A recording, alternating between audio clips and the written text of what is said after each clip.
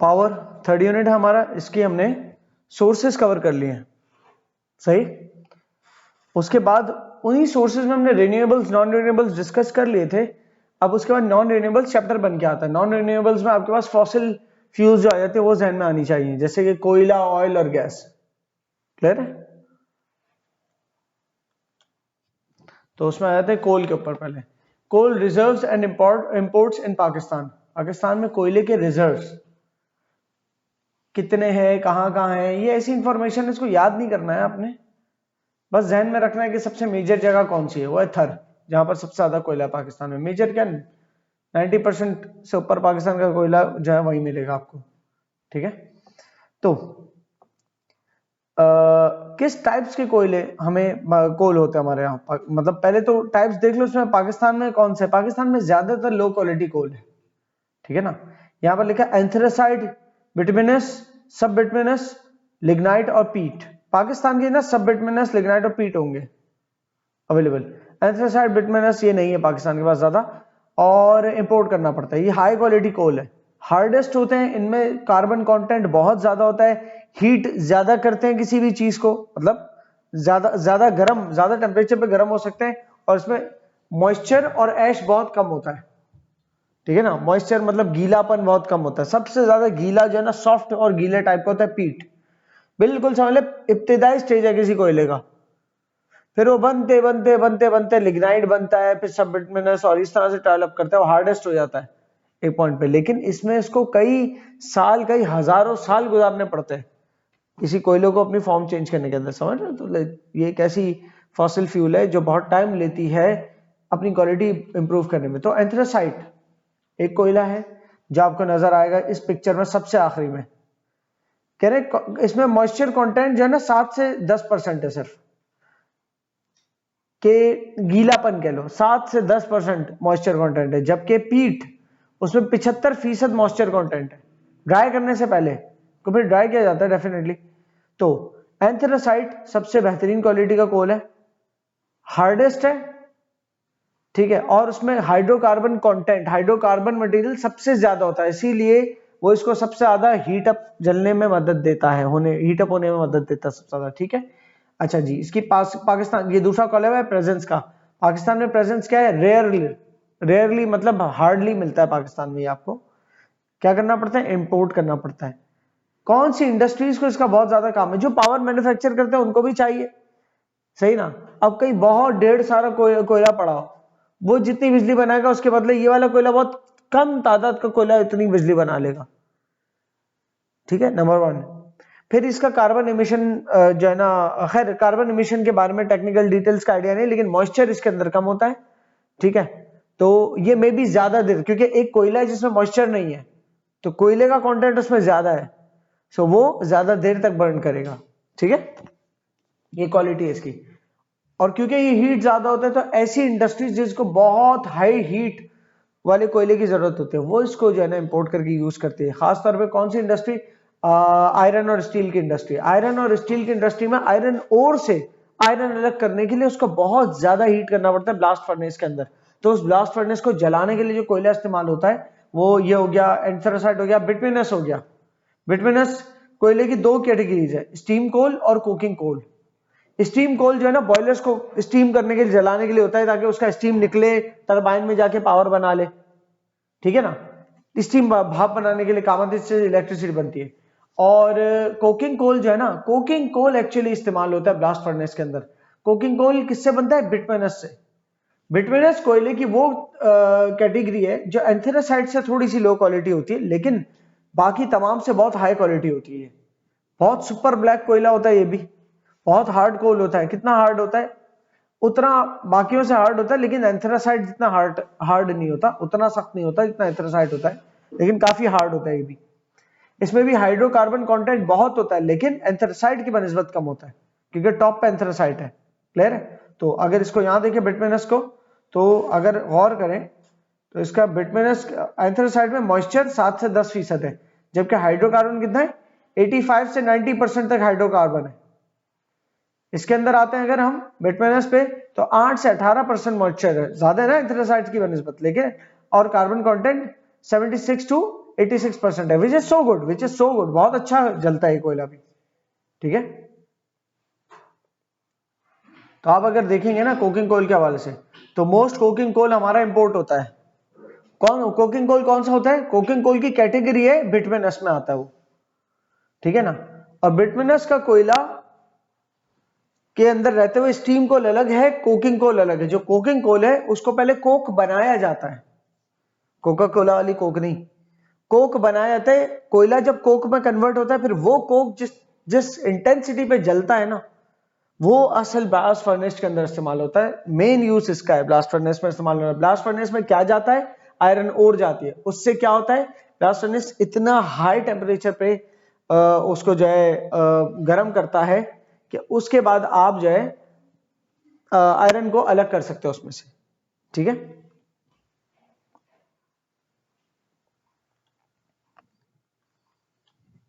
सो coking coal smelting के काम आता है। ये प्रोसेस जो है ब्लास्ट फर्नेस के अंदर जो आयरन ओर से उसके इंग्रेडिएंट्स अलग करने का है आयरन का, तो वो कहलाता है स्मेल्टिंग, ठीक है। तो उसमें कौन सा प्रोसेस काम आता है? कोकिंग कोल काम आता है। कौन सा कोल काम आता है? Coking coal. कोकिंग कोल किससे बनता है? बिटुमिनस कोयले से बनता है। सब बिटुमिनस से भी हो सकता है बन जाता हो, ठीक है, क्योंकि बिटुमिनस सब बिटुमिनस करीब करीब है। फिर लिग्नाइट है और पीट है। ये चार पांच कैटेगरीज है कोयले की। और इसके अंदर बस दो दो चीजें याद रखें आप, मॉइस्चर कंटेंट कितना है और कार्बन कंटेंट कितना है। जितना ज्यादा मॉइस्चर होगा उतना लो ग्रेड का कोयला है, जितना ज्यादा मॉइस्चर है उतना लो ग्रेड है, और जितना कम कार्बन है उतना लो ग्रेड है। तो पीट जो है, जो मतलब 60% से भी कम कार्बन कंटेंट है, हाइड्रोकार्बन कंटेंट इसमें 60% से भी कम है, जबकि मॉइस्चर कंटेंट बहुत ज्यादा है। तो इसमें जलने की ताकत इतनी नहीं होगी, इतना हीटअप नहीं होगा ये, क्लियर है। जबकि लिग्नाइट पीट से बेहतर है कि इसमें पीट की बनिस्बत मॉइस्चर कम है, 35 से 55% है। लिखा है बिफोर ड्राइंग, हाँ ठीक है, 35 से 55% अगर मॉइस्चर है तो इसका मतलब ये नहीं समझना कि इसको एज इट इज जला देते हैं, इसको ड्राई करते हैं। इसके अंदर से इसका मॉइस्चर खत्म करने के लिए हीटअप करके एवापोरेट करना पड़ता होगा ना, ठीक है ना। उसको सुखा दिया, आप यूं समझे, सुखा दिया तो फिर ये इसके अंदर मॉइस्चर कम हो जाता है। तो ये सारे बिफोर ड्राइंग है। अब देखो एंथ्रासाइट में 7 to 10% मॉइस्चर है बिफोर ड्राइंग। तो आप ये समझो कि अगर इतना बड़ा एंथ्रासाइट का कोयला ड्राई करने के बाद हल्का से ही कम होगा मॉइस्चर निकलने के बाद, पीट और बाकी है जिसमें मॉइस्चर बहुत ज्यादा है और वो बड़ा कोयला, वो सूखने के बाद बहुत कम रह जाएगा, सुखड़ जाएगा, समझ आ रही? क्योंकि उसमें मॉइस्चर से भरा हुआ है वो। और तो जितना ज्यादा मॉइस्चर होगा उतना खराब है कोयला, जितना कम मॉइस्चर होगा उतना अच्छा है कोयला। जितना ज्यादा हाइड्रोकार्बन कंटेंट होगा उसमें उतना वो कोयला ज्यादा अच्छा है, जितना हाइड्रोकार्बन होगा उतना ही मटेरियल है जलने का उसमें, क्लियर है। कोल रिजर्व्स इन पाकिस्तान। पाकिस्तान में कोल रिजर्व्स की कुछ इंफॉर्मेशन है, पढ़ें और आगे बढ़ें। टोटल कोल रिसोर्स पाकिस्तान की जो है ना 185 बिलियन टन है। 185 बिलियन को कैसे लिखते हैं? 185 के बाद आप तकरीबन 9 जीरो डाल दें, ठीक है। 185 के बाद 6 जीरो डालेंगे तो मिलियन बनेगा, 185 के बाद 9 जीरो डालेंगे तो बिलियन बन जाएगा।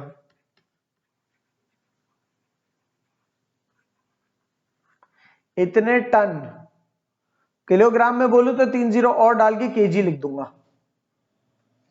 इतना कोयला है पाकिस्तान के पास, इतने बिलियन, मतलब 185 बिलियन टन हो गया ये। टन की स्पेलिंग WNES टन्स भी होती है, TONS टन्स भी होती है, सही है। अगर कहीं पर मेट्रिक टन लिखा आ जाए ना तो इसको ऐसा मत समझना कोई अलग फिगर हो गया। मेट्रिक टन लिखा हो तो इसका मतलब क्या है? टन। मेट्रिक का लफ्ज है measurement, measurement in tons. 185 billion metric ton का मतलब 185 बिलियन टन होता है। उस मेट्रिक से कोई जो है ना वो फिगर चेंज नहीं हो जाता, क्लियर है। ठीक है, मेट्रिक का मतलब है कि measured in terms of tons. Anyways, इसमें से आप समझ लो 184 बिलियन टन तो आपको कहां मिलेगा? सिर्फ थर के अंदर। थर के अंदर कोयला इसमें से मोस्टली थर के अंदर मौजूद है। यहां पर लिखा है मेजर्ड रिजर्व्स कितने हैं, इंडिकेटेड रिजर्व्स कितने हैं, इन्फर्ड रिजर्व्स कितने हैं, हाइपोथेटिकल रिसोर्सेज कितने हैं। इन सब को इग्नोर करना आप मेनली, बल्कि मैं हटा ही देता हूं ताकि आप लोग जो है ना इसमें कंफ्यूज ही ना हो, ठीक है। ये अलग अलग लफ्ज है। जैसे हाइपोथेटिकल रिजर्व ये है कि अभी डिस्कवर नहीं हुए लेकिन बता रहे हैं कि इतना भी है, ये और है, प्रॉपर तरीके से उसकी क्वालिटी और क्वांटिटी का आइडेंटिफिकेशन नहीं हुआ है, हाइपोथेटिकल हो गया वो, तो वो कैटेगरीज के अंदर नहीं गए। बहरहाल टोटल 185 बिलियन है, जिसमें से थर और लाखड़ा इसमें मिला के 184 बिलियन टन है। थर्ड लाखड़ा उसी रीजन के अंदर आता होगा। ड्यूरेशन ऑफ कोल, अच्छा ये ड्यूरेशन ऑफ कोल का मतलब है पाकिस्तान में रहते हुए कोयला कितने अरसे का है। पाकिस्तान में हर साल 5 मिलियन टन कोयला निकाला जाता है। 185 बिलियन टन में से हर साल अगर 5 मिलियन टन से कोयला निकाला जाएगा तो पाकिस्तान में तो सैकड़ों साल, पता नहीं कितनी सदियां कोयला चल जाएगा। सही है, तो चलता रहेगा, फिर तो खत्म ही नहीं होगा कभी। पर प्रॉब्लम ये नहीं है, प्रॉब्लम यह है कि आपके कोयले को निकालने के ऊपर जितनी कॉस्ट आती है, कभी कभी ऐसा होता है कि जितनी हमें कॉस्ट पड़ रही है ना सिर्फ कोयले निकालने के लिए, और जितनी सेटअप कॉस्ट लगानी पड़े उससे शायद हमें सस्ता पड़ जाए कि हम इंपोर्ट करा ले कोयला। सही है जी। और फिर कोयले को आप अंधाधुंध भी इस्तेमाल नहीं कर सकते क्योंकि उसका एनवायरनमेंट के ऊपर एक बहुत ही बड़ा कार्बन फुटप्रिंट है, बहुत ज्यादा एनवायरनमेंट के ऊपर अनफेवरेबल इंपैक्ट है। क्लियर होती है?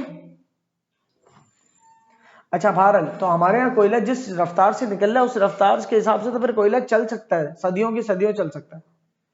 कोल इंपोर्टेड फॉर इंडस्ट्रियल पर्पसेस, कोल जो हमारा इंपोर्ट होता है इंडस्ट्रियल पर्पसेस के लिए, स्टील आयरन वाली इंडस्ट्री हो गई, तो इनके लिए जो कोयला इस्तेमाल होता है कौन सा है, एंथ्रासाइट या बिटुमिनस कोल, तो ये इंपोर्ट करना पड़ता है। ठीक है, बाकी जो इंडस्ट्रीज है ना जहां पर कोयला और इस्तेमाल होता होगा, जहां पर बॉयलर्स लगे हुए हैं कोयला, तो वो वाला कोयला पाकिस्तान में फिर मिल जाता है। सही है, मतलब थोड़ा हल्के ग्रेड का कोयला उसमें इस्तेमाल हो सकता है। जैसे कि ब्रिक किन्स है, ब्रिक किन्स क्या होती है, जहां पर ईंटें बनती है। आप अगर कभी इस्लामाबाद या चकवाल या इन साइड से गुजरोगे, मुल्तान वगैरह से, तो आपको बड़े बड़े जो है ना टावर्स नजर आएंगे जिसके ऊपर से चिमनी है और धुआं निकल रहा है बहुत, वो होती है ब्रिक किन्स, वहां पर बनती है लाल ईंटें। कौन सी ईंटें? लाल ईंटें। लाल ईंटें थोड़ी ज्यादा ठोस होती है सीमेंट की बनिस्बत, तो वो बहुत ज्यादा हीट अप करके बनाए जाते हैं, वहां जो कोयला इस्तेमाल होता है तो वो फिर एंथ्रासाइट और बिटुमिनस से थोड़ा नीचे ग्रेड का कोयला इस्तेमाल हो सकता है, लेकिन उसको भी ड्राई करके इस्तेमाल करते हैं। अच्छा जी, प्रोविंसेस, कौन से प्रोविंसेस में कौन कौन सी जगह है जहां पर कोयले के रिजर्व मौजूद है। थर, लाखड़ा और ठट्टा के अंदर 184 बिलियन टन तो यही मौजूद है सीधा सीधा। आपका 185 बिलियन में से सिंध के अंदर के जो थर वाले इलाके हैं उसी में 184 बिलियन टन कोयला मौजूद है, मोस्टली वहां मौजूद है। सही है, लेकिन कौन सा ज्यादा? लिग्नाइट। अब लिग्नाइट को अगर आप देखोगे तो ये पीट के बाद वाली कैटेगरी है, नीचे से दूसरी सबसे थकी हुई सी थोड़ी से बेहतर लिग्नाइट है। सही है, तो वो ज्यादातर है हमारे यहाँ। अच्छा जी, पंजाब के अंदर सॉल्ट रेंज में सब बिटुमिनस, इस तरह केपीके में मकरवाल और चरात, ये पता नहीं कौन सी जगह है, वहां पर भी सब बिटुमिनस पता है या। अच्छा, क्वांटिफाई नहीं हुआ उसकी क्वांटिफिकेशन प्रॉपर तरीके से मतलब वो रिजर्व कितने टन है इसमें क्वांटिफाई नहीं किया हुआ, ये जिसकी क्वांटिटी अवेलेबल थी लिख दिया। ठीक है। अच्छा, सब bituminous to lignite poor quality, मतलब पंजाब के अंदर सब बिटुमिनस से लेकर लिग्नाइट तक तमाम क्वालिटीज मौजूद है, लेकिन लिग्नाइट बहुत पुअर क्वालिटी का होता है, पता है। अच्छा, बलूचिस्तान में कोयटा के अंदर सोर रेंज के अंदर आपको जो है वो सब बिटुमिनस या बिटुमिनस तक का कोयला भी शायद मिल जाए। कौन सा? कोकिंग कोल वाला, जो कोकिंग कोल बन सकता है, जिसको कोक बना सकते हैं। कोयले को किसी प्रोसेस से गुजार के कोक बनाया जाता है, फिर उस कोक को ब्लास्ट फर्नेसेस में इस्तेमाल किया जाता है, और उन ब्लास्ट फर्नेसेस के, फर्नेस मतलब बहुत बड़ा बॉयलर जितना बर्तन होता है, फर्नेस मतलब वो चीज जिसमें जलाते हैं, भट्टी को कहते हैं फर्नेस। वैसे किसको कहते हैं? भट्टी को। तो वो वाली भट्टी जो लोहारों की होती है जिसमें आयरन ओर जाता है और उसमें जना कोयला जो जलाते हैं, वो कौन सा होता है? बिटुमिनस। और बिटुमिनस कोयले को क्या बनाते हैं? पहले कोक, और उस कोक को जलाया जाता है। सही ना, उन जगहों पर जहां पर आयरन ओर आती है और उसमें से आयरन प्रोडक्ट्स अलग करनी होती है। आयरन प्रोडक्ट्स मतलब आयरन निकाल के अलग करते, फिर आयरन से आयरन प्रोडक्ट्स बनती है। आयरन ओर खुद लोहा नहीं है पूरे तौर पे, आयरन ओर में से लोहे का मटेरियल निकलता है और फिर वो उस लोहे से कुछ ना कुछ बनता है।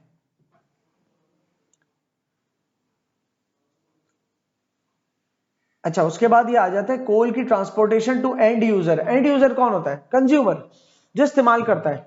कोल कंज्यूमर तक ट्रांसपोर्ट हो रहा है, कहां से? कोयला जहां से निकाला जा रहा है वहां से, या तो निकाला जा रहा है कोयला मुल्क में, या फिर दूसरे मुल्क से इंपोर्ट हो रहा है। ये दो ही सूरतों में कोयला आ रहा है, और वो आखिरी यूजर तक कैसे पहुंचता है। तो इसकी इब्तिदा सोचो, अगर इंपोर्ट हो रहा है तो शिपों के जरिए आएगा, और शिपें आपके जो पोर्ट्स हैं, कराची पोर्ट, बिन कासिम पोर्ट, वहां पर जो है ना उसको ऑफलोड करेंगी, शिपों से कंटेनर्स ऑफलोड होकर ट्रक्स पे जाएंगे, फिर वो ट्रक्स जाके फैक्ट्रियों में कोयला लेके जाएंगे। ऐसा ही है, ठीक है। इसी तरीके से अगर कोयला खुद आपने आपके मुल्क से एक्सप्लोर हुआ और आपके मुल्क से एक्सट्रैक्ट हुआ है, तो जो कोयले की कान है जहां से वो निकाला गया है, कैसे निकाला गया, कैसे भी एडिट माइनिंग करके निकाला है, हो सकता है ओपन कास्ट माइनिंग करके निकाला हो सकता है शाफ्ट माइनिंग करके निकाला हो, तो कोयला निकाला, सही। वो कोयला निकाल के फिर उसको क्रश किया और ट्रकों में भर के या रेल के डब्बों में भर भर के बेचते चले गए।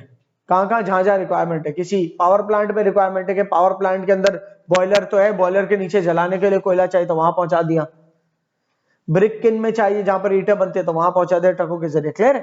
तो ये जितनी भी जगह कोयला इस्तेमाल हो रहा है वो सारी इंडस्ट्रीज तक कोयला आपके मुल्क के अंदर से भी जा सकता है और इंपोर्ट होकर भी जा सकता है। ज्यादातर इंपोर्टेड कोयला एंथ्रासाइट और बिटुमिनस है। वो कौन यूज करते हैं? स्टील और आयरन के मैन्युफैक्चरर्स, क्योंकि उनको जो कोयला चाहिए होता है वो ऐसे ग्रेड का चाहिए होता है कि जिसमें हीट बहुत ज्यादा हो, या जो कोकिंग कोल बन सके, जो कोक बन सके, और उस कोक को जला के फिर वो ब्लास्ट फर्नेस के अंदर आयरन ओर को प्रोसेस करते हैं। क्लियर हो रही है ना ये बात? रिपीट कर रहा हूं बार बार।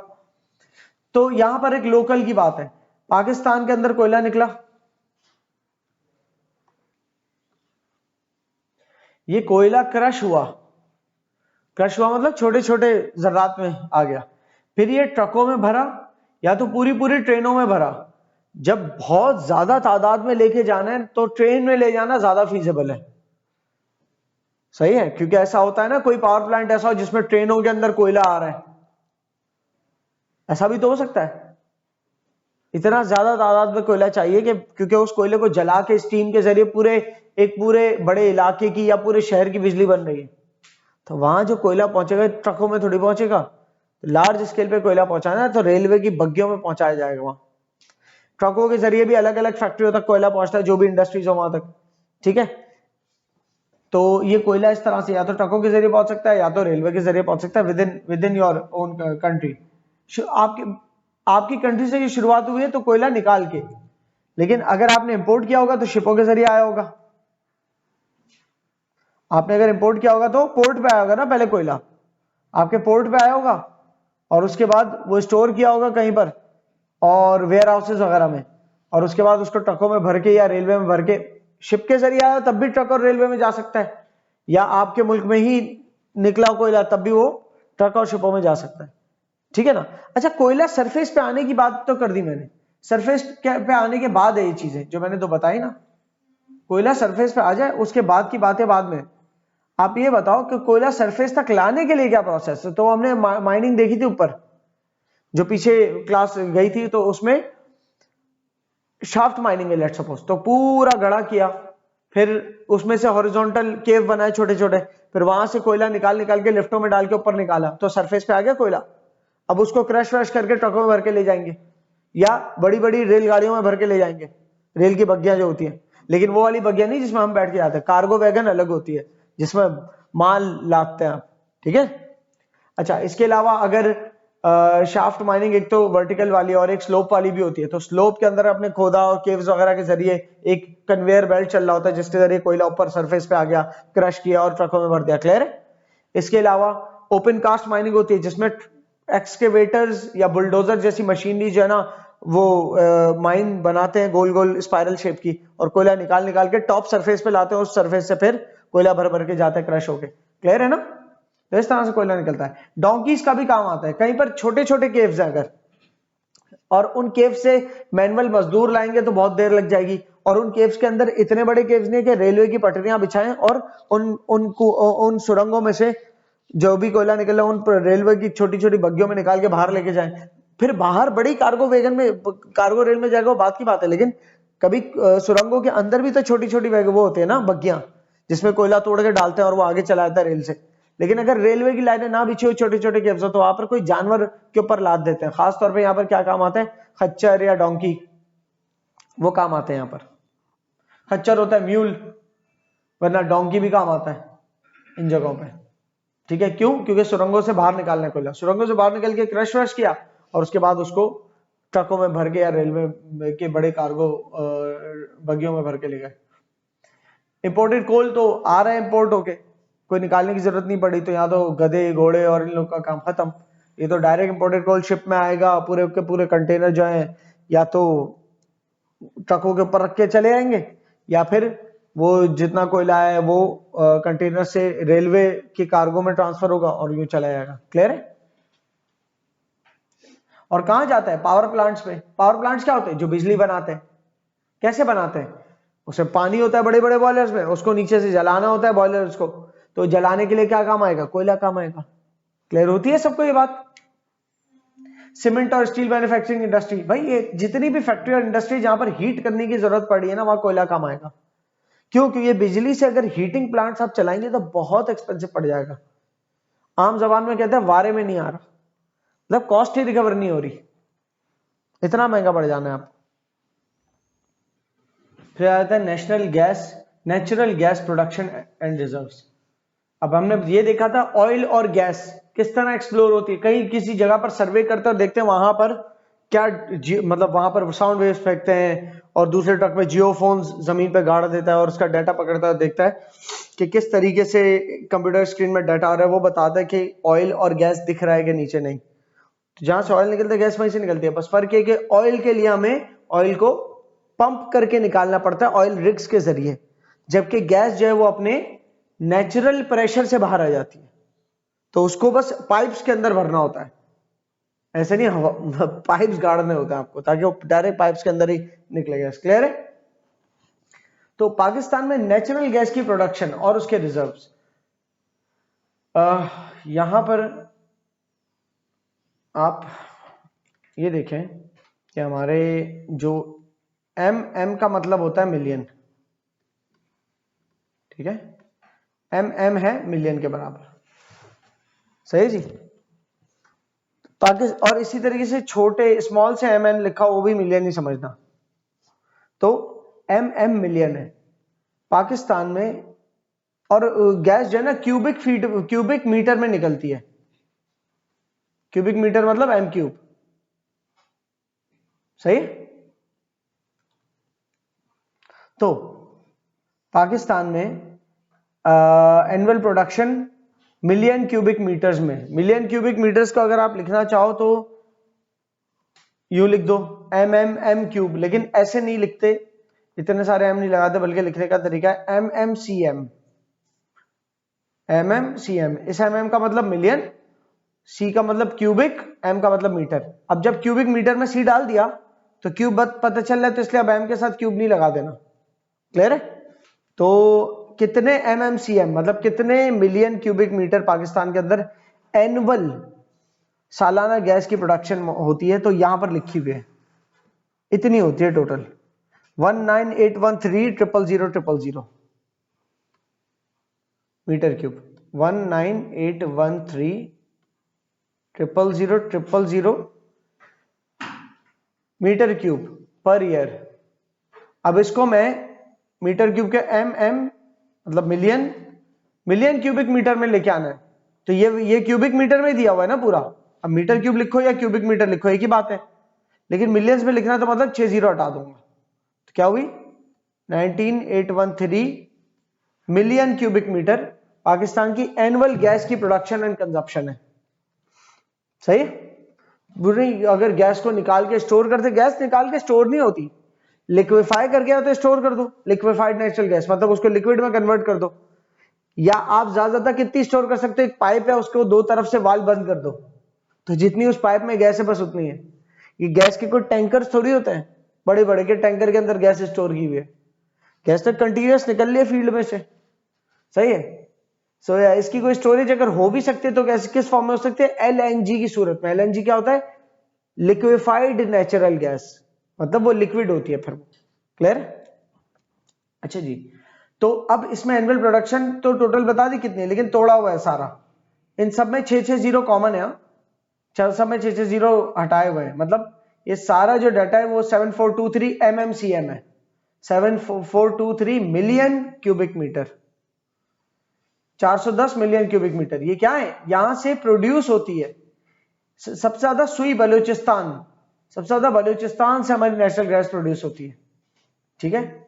इसी तरीके से पीर को, वो भी बलूचिस्तान में, वहां से 410 मिलियन क्यूबिक मीटर सालाना गैस निकलती है। तो ये सबका बताया हुआ है, ठीक है, हर एरिया का बताया हुआ है। और अगर पाई चार्ट में देखो तो पाई चार्ट से भी पता चल सकता है कि आपकी नेचुरल गैस की जो प्रोडक्शन है वो सबसे ज्यादा बड़ा पीस किसका है, सुई। अदर्स का नहीं, ग्रीन वाला मत देखना, ग्रीन में तो अदर्स है ना, अदर्स एक इलाका थोड़ी होगा, बहुत सारे इलाकों, बकिया तमाम इलाकों का मिला के 49% है। और सुई वो इलाका जिसका अकेला 37% है गैस की प्रोडक्शन। क्लियर होती है। पीर को की 2% लिखी है, माड़ी की 10% लिखी, मेयल की पोटवार के अंदर है, ये भी ये इसकी लिखी है 2, यहां पर भी लिखी है वैसे 268 मिलियन क्यूबिक मीटर। इसी तरीके से धुरनल की 116 मिलियन क्यूबिक मीटर। क्लियर है। ये बता रहे ड्यूरेशन अगर आपको नापना है तो पाकिस्तान की गैस की कंजम्पशन आप खुद देख लें क्या होगा, जबकि हमारी ट्रेंड ये है, ट्रेंड देख रहे बढ़ती जा रही है हमारी, वक्त के साथ साथ हमारी कंजम्पशन, प्रोडक्शन और कंजम्पशन दोनों वक्त के साथ साथ बढ़ती जा रही है गैस की। तो इससे क्या होगा, हमारे जल्दी जल्दी रिजर्व्स खत्म हो जाएंगे, जो हमारे टोटल गैस के रिजर्व्स है पूरे मुल्क के वो जल्दी खत्म होंगे। टोटल हमारे मुल्क के गैस के रिजर्व कितने हैं, 20 trillion cubic feet. 20 trillion, trillion में होता है 12 जीरो।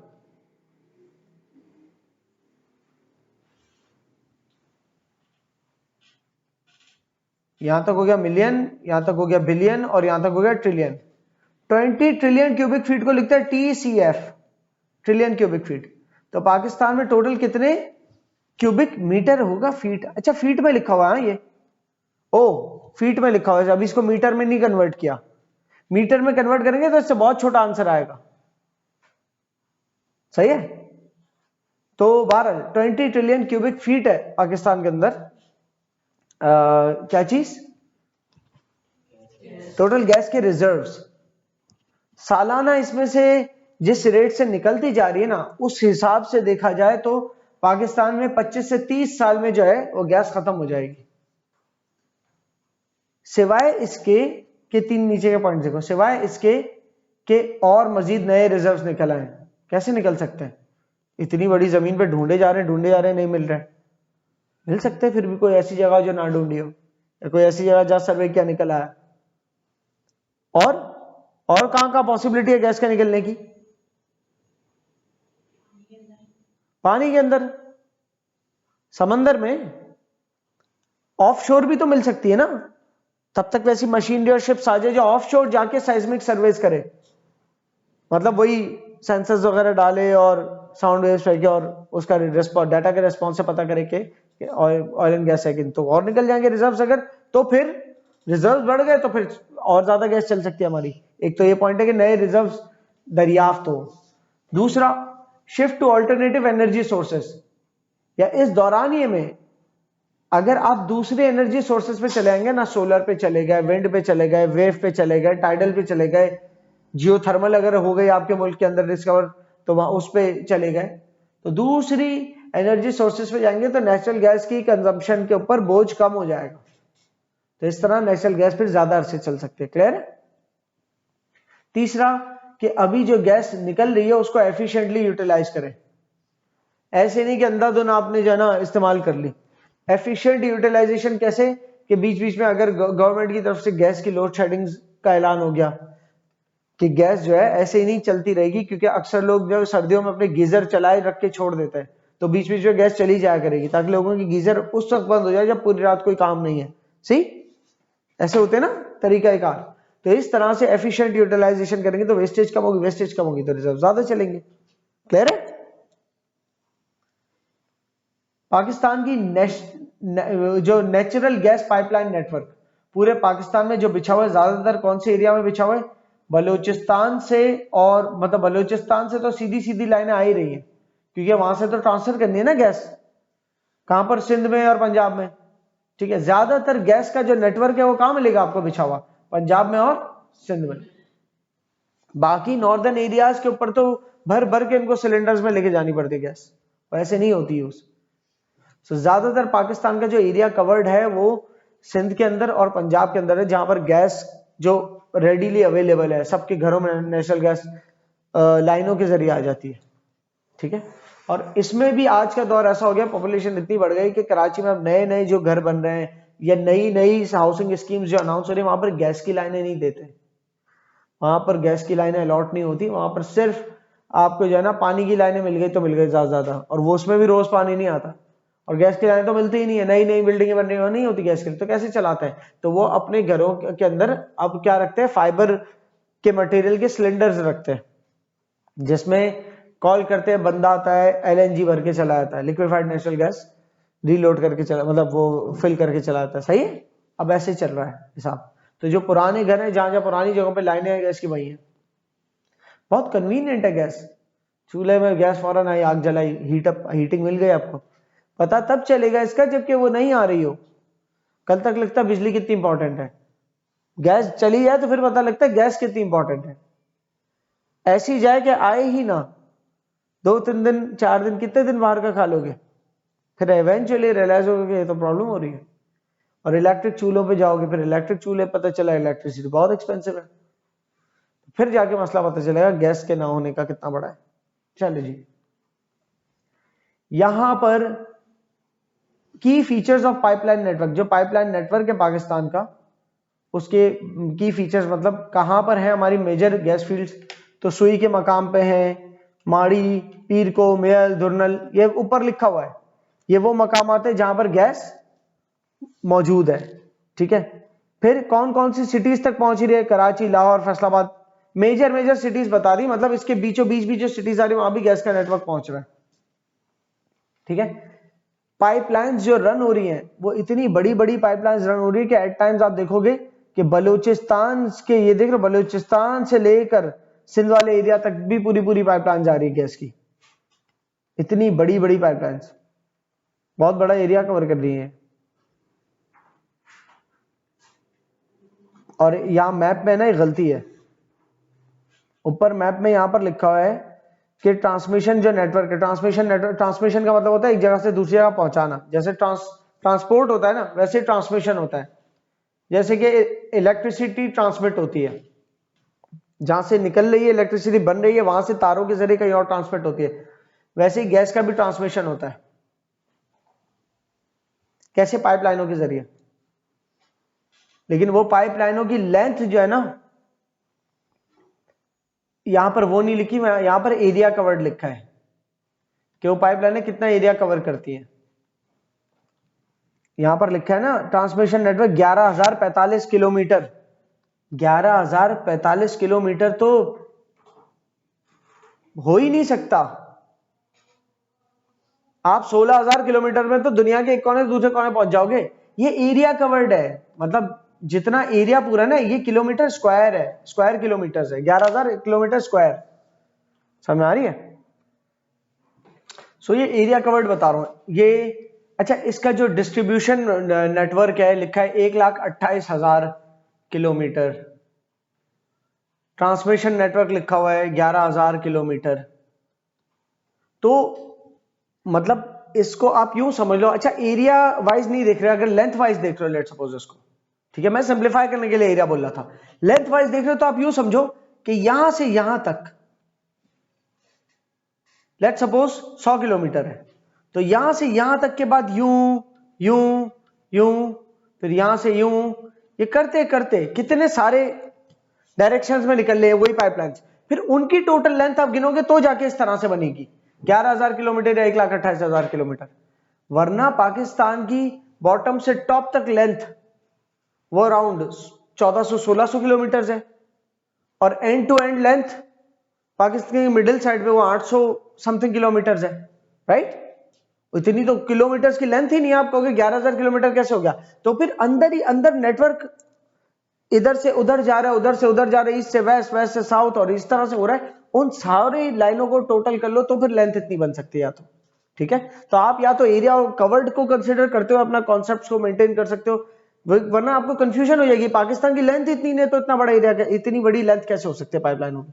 भाई एक ही जगह से 6 पाइप गुजर रहे हो, 50 किलोमीटर के फासले पे 6 पाइप गुजर रहे हो, तो 50 किलोमीटर 6 दफा हो गया वो, क्लियर हो रही? सो इस तरह से आपको कंफ्यूजन नहीं होगी इसे देखने में। ये पाकिस्तान की जो मैप पे दिखाई हुए ये नेटवर्क, इसके अंदर जो जो जो गैस का पूरा नेटवर्क है ना, उसमें जो नॉर्थ वाली साइड है ये नॉर्दर्न गैस पाइपलाइंस है, और ये साउथ वाली साइड है ये साउदर्न गैस है। तो कराची सिंध वाले एरियाज में, सिंध के जो इलाके, वहां पर जो गैस की सप्लाई करती है वो कंपनी, उसका नाम है सुई southern gas company.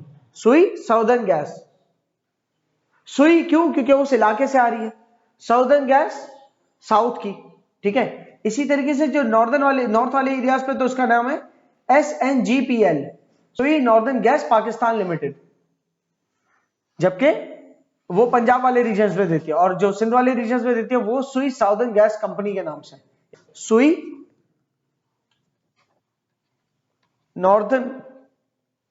Northern gas Pakistan limited. ये कहां सप्लाई करती होगी गैस? पंजाब वाले रीजन में। सुई साउदर्न गैस कंपनी कहां करती होगी? गुड, सिंध।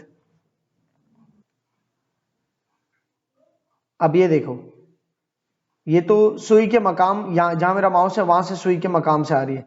बाकी एक यहां से लकीर आ रही है ना, वो ईरान से आ रही है, और इसका नाम है ईरान पाकिस्तान गैस पाइपलाइन, ठीक है ना। ईरान में गैस बहुत है, तो वहां से, और ईरान में ऑयल एंड गैस बहुत है, तो वहां से गैस पाइपलाइन आ रही है। सो दिस, ये जो हमारा एग्रीमेंट बना हुआ है और जो गैस पाइपलाइन आ रही है वो ईरान पाकिस्तान गैस पाइपलाइन है। इसमें जियोपॉलिटिकल मसले आते ही हैं, क्योंकि ईरान पे जब मसले आ रहे, कब? पूरी दुनिया में ईरान ने बड़ी सैंक्शंस झेली हैं, ईरान के ऊपर बहुत सारे इंटरनेशनल लॉज ईरान के खिलाफ लगे थे कि यहाँ वहां पर जो है ना वेपन्स ऑफ मास डिस्ट्रक्शन वगैरह वगैरह, इस तरह की चीजें, या वो टेररिज्म का पार्ट है ईरान, इस तरह की चीजों को आगे रखते हुए उनके ऊपर जो है ना इराक, ईरान वाले रीजन्स के ऊपर बहुत सारी सैंक्शंस लग चुकी है अब तक। सो इन पे जब सैंक्शन लगती है, मतलब इनसे कोई ट्रेड नहीं करेगा, ट्रेड बैरियर लग जाता है। फिर पाकिस्तान, क्योंकि यूनाइटेड नेशंस का मेंबर है, पाकिस्तान को एक्सेप्ट करनी पड़ती है वो भी, तो पाकिस्तान भी नहीं करता। तो इस तरह से करके प्रेशर्स आते हैं। हालांकि हमारे फायदे में ये कि हमारी नेबरिंग कंट्री से डायरेक्ट पाइपों के जरिए हमें चीज मिल जाए, सस्ती मिलेगी ना, न कि पानी के जहाजों में भर भर के आए, सही है। लेकिन वो इंटरनेशनल जियोपॉलिटिकल कुछ इन्फ्लुएंसेस होते हैं जिसकी वजह से इस तरह के प्रोजेक्ट जो है ना हर्ट हो जाते हैं, और खासतौर पर उन कंट्रीज के साथ जिन कंट्रीज पे इंटरनेशनल सैंक्शंस लगी हुई है, जैसे कि ईरान, ठीक है। ईरान पे सैंक्शंस अब नहीं है उस तरह की, लेकिन जब सैंक्शंस लगी तब आप नहीं कर पाए, और अब भी ऐसे नहीं है पूरी सैंक्शंस खत्म हो गई, किसी ना किसी हद में है कुछ ना कुछ सैंक्शंस, लेकिन ये एग्जैक्ट आपको जियोपॉलिटिक्स का कोई एक्सपर्ट बताएगा। सो पाकिस्तान वैसे इतना डिसएडवांटेज है, एक नेबर अगर सैंक्शन वाला है, दूसरे नेबर से उसकी फाइट चल रही, इतना बड़ा इंडिया नेबर है, तो पाकिस्तान के पास भी चाइना रह जाता है, अफगानिस्तान रह जाता है, फिर अफगानिस्तान के साथ भी बॉर्डर इश्यूज बहुत रहे, और अफगानिस्तान खुद अभी अपनी डेवलपमेंट के अंदर बहुत स्ट्रगल कर रहा है, वो पाकिस्तान के साथ क्या ट्रेड होगी। खैर, ट्रेड अफगानिस्तान के साथ करने में बहुत फायदा होता है, बट अफगानिस्तान का और पाकिस्तान के दरमियान जो बॉर्डर है ना, उसके जरिए बहुत सारी चीजें गवर्नमेंट की नॉलेज के बगैर भी ट्रांसमिट हो जाती है इधर से उधर, जिसे हम कहते हैं स्मगलिंग। गवर्नमेंट की नॉलेज के बगैर कोई चीज, या गवर्नमेंट की इजाजत के बगैर किसी चीज का, किसी माल का आना जाना स्मगलिंग कहलाता है। तो ले दे के पाकिस्तान के पास अगर एक ही हेल्दी नेबरहुड बचा है, वो कौन है? चाइना, और दूसरा अरेबियन सी। सो यहाँ पर गैस फील्ड्स बताइए कि कहां पर है मेजर, फिर जगहें बताइए कि कौन कौन से शहर कनेक्टेड है, पाइपलाइन नेटवर्क जो है वो कहां कहां पर मौजूद है, ठीक है। ये आप एक एक दफा पढ़ेंगे, 2 कंपनीज के नाम बता दिए जो मैंने, ठीक है। ये आप एक दफा पढ़ेंगे, आपको अंदाजा हो जाएगा कि मतलब पाकिस्तान की गैस की के हवाले से कुछ भी फीचर्स जो है वो क्या है, ठीक है। अच्छा, अब supplying natural gas to areas without pipeline, जहां पर पाइपलाइंस नहीं है, गैस की पाइपलाइंस नहीं पहुंच रही, वहां पर गैस कैसे पहुंचाते हैं? कैसे पहुंचाते हैं? लिक्विफाई करके, गैस को लिक्विड में कन्वर्ट करके, जिसे कहते हैं लिक्विफाइड पेट्रोलियम गैस, एलपीजी, या एलएनजी लिक्विफाइड नेचुरल गैस, या सीएनजी कंप्रेस्ड नेचुरल गैस। ये नाम आपने कहीं ना कहीं देखे होंगे, किसी स्टेशन पे देखा होगा सीएनजी स्टेशन, वो हमारे घरों में जो गैस आ रही है वो ऐसे ही नहीं इस्तेमाल कर रहा, वो उसके जरिए उसको कंप्रेस करके सीएनजी के तौर पे इस्तेमाल करता है। हमारे घरों में जो गैस आ रही है वो ऐसी थोड़ी कि किसी गाड़ी से कनेक्ट करो गाड़ी में भर जाएगी। उस गैस को पहले कंप्रेस करना पड़ेगा ताकि वो हाई प्रेशर बने। फिर किसी सीएनजी वाली गाड़ी के अंदर अगर उसकी नोजल को डालते तो वो प्रेशर इतना आता है कि वो उस पूरे सिलेंडर को भर देती है। हमारे घर में जो चूल्हे में प्रेशर आ रहा है वो उस काबिल थोड़ी है कि वो किसी सिलेंडर को भर दे, उससे तो हमारा फ्लेम ही जल जाए, बड़ी बात हो जाती है। वो उस गैस के प्रेशर को कंप्रेस कर करके इतना प्रेशराइज कर देता है कि फिर वो किसी भी सिलेंडर के अंदर कनेक्ट होते हैं, प्रेशर से उस सिलेंडर को भर देती है। क्लियर है? सो सीएनजी इस तरह से होती है। और लिक्विफाइड पेट्रोलियम गैस या लिक्विफाइड नेचुरल गैस किस तरह से बनती है? आप गैस को लिक्विफाई कर देते हो, पानी बना देते हो एक तरह से, ठीक है, और वो फिर किसी भी कंटेनर में भर के डिस्ट्रीब्यूट हो सकता है। Limitations of supplying gas to remote areas. Remote areas मतलब दूर दराज देहाती इलाके जहां पर गैस की पाइपलाइनें ना पहुंच रही हो, वहां पर गैस पहुंचाने की क्या क्या लिमिटेशंस? ट्रांसपोर्टेशन कॉस्ट लग जाती है बहुत ज्यादा, ठीक है, ऊपर से इतनी गैस की कंजम्पशन शहरों के अंदर है कि वहीं गैस खत्म हो जाती है, बहुत कम बचती है वहां तक पहुंचाने के लिए, और फिर ट्रांसपोर्टेशन लगती है। फिर वहां वेदर अगर ऐसे हो जैसे नॉर्दर्न एरियाज में सर्दियों में ऐसा होता है कि पूरे पूरे रोड ब्लॉक्स हो जाते हैं, तो वहां पहुंच ही नहीं पाती, इसीलिए वो लकड़ियां काट काट के जला रहे होते। फिर अगर आपको इंपोर्ट करनी पड़े गैस, तो जो रिमोट एरियाज है देहाती इलाके, वहां पर क्योंकि देहाती इलाकों में लोगों की इनकम भी कम होती है, वो अफोर्ड ही नहीं कर सकते, और इंपोर्ट हो रही है तो वो गैस तो अफोर्ड ही नहीं कर सकते, वो शहर में ही खत्म हो जाती है फिर, ठीक है जी।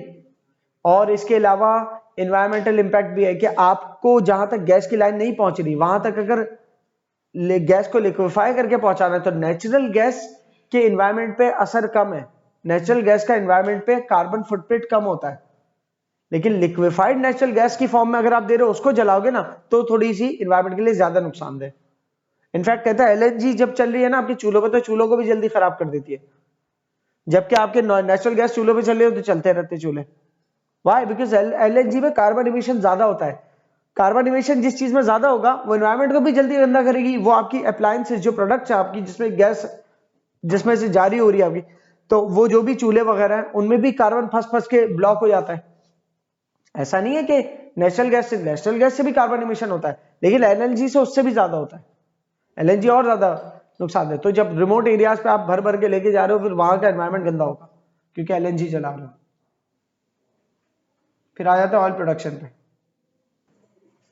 ऑयल प्रोडक्शन रिजर्व्स और रिपोर्ट्स, कोल हो गया, गैस को देख लिया, ऑयल के बारे में देख लेते हैं।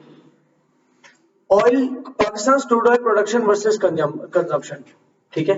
ये नीचे जो ग्रे छोटा डब्बा है ना वो पाकिस्तान की क्या है? प्रोडक्शन।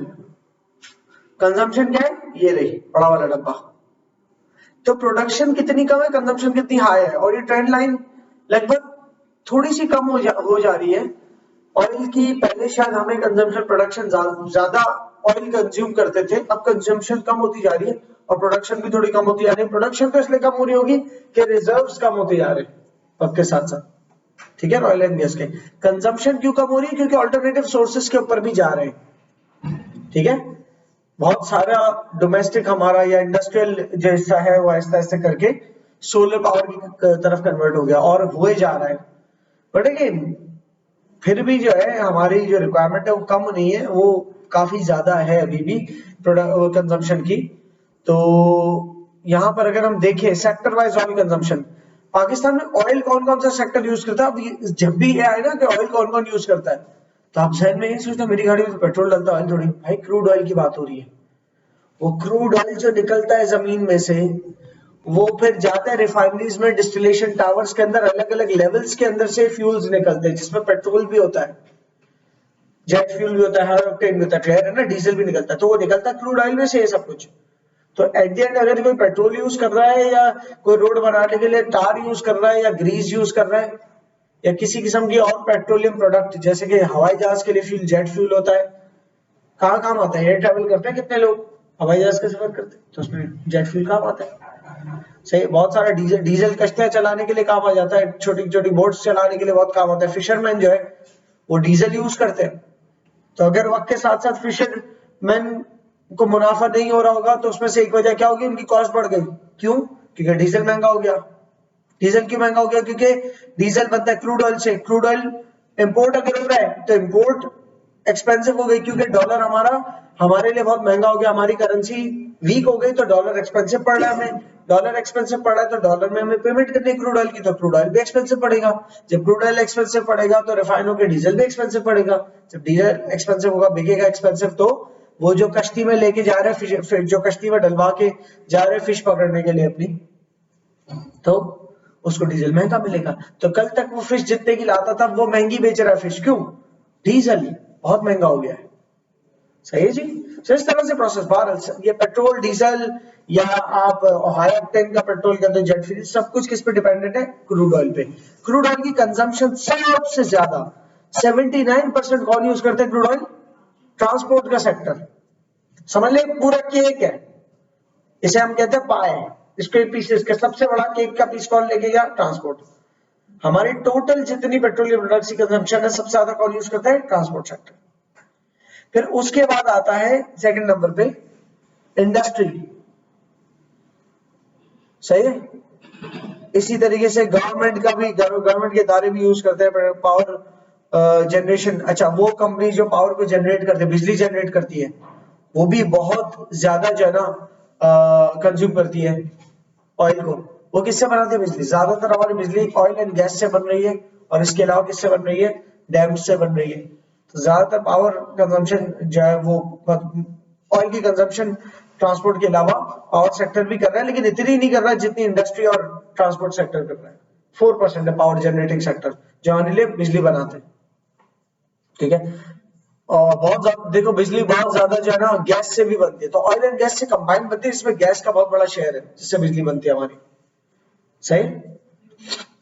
और कोयले से बड़ी सारी बिजली बनती है।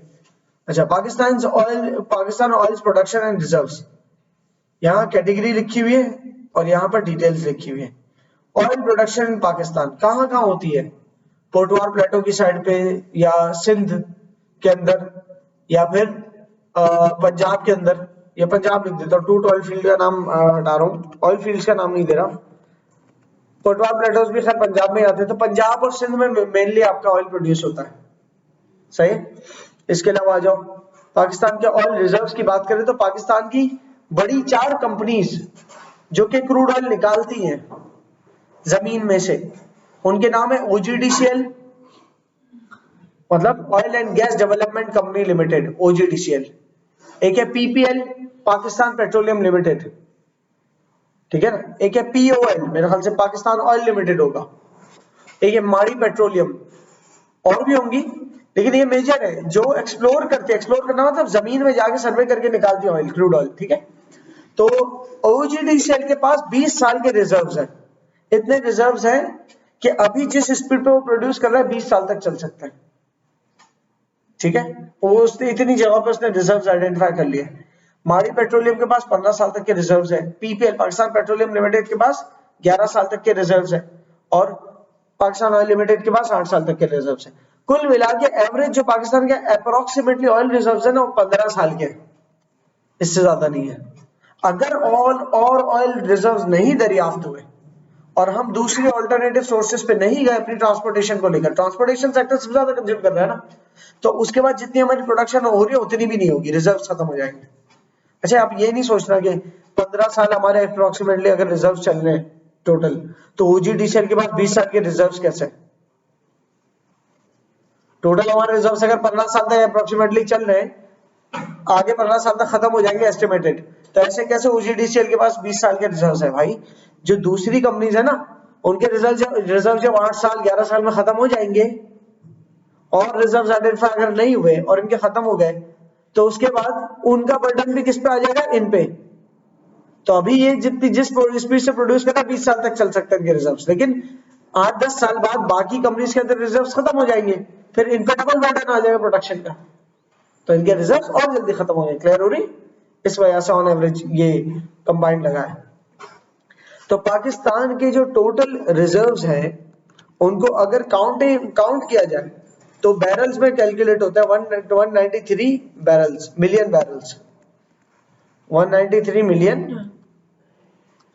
बैरल्स के रिजर्व है पाकिस्तान के पास, ऑयल के, क्रूड ऑयल के, कि इतना barrel crude oil, 193 million barrel का मतलब होता है 19 करोड़ बड़े बड़े ड्रम्स होते हैं, कि एक बैरल बड़ा ड्रम होता है ऑयल का, 19 करोड़ ड्रम, ठीक है। अब इसमें से कितने करोड़ तो हर साल, कितने ही लाख और करोड़ तो हर साल निकल जाते हैं, समझ आ रही बात?